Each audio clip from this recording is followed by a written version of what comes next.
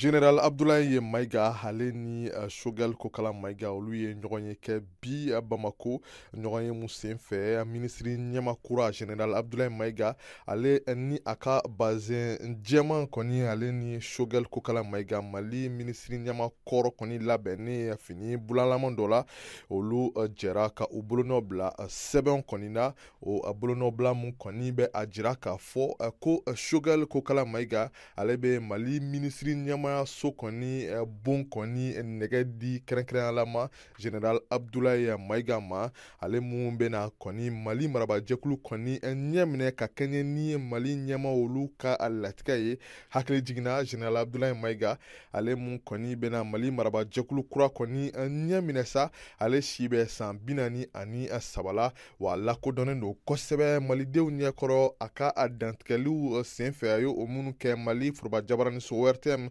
ani diɲɛ jɛrɛtɔma ONU ka lajɛw fana kɛnɛ kan Général Abdoulaye Maïga ka fara Mali minisiri ɲɛmayaso kan ale bɛ taa ɲɛ fana ka Mali maraw ko kɔni ministre de l'administration territoriale ka o fana ɲɛ minɛ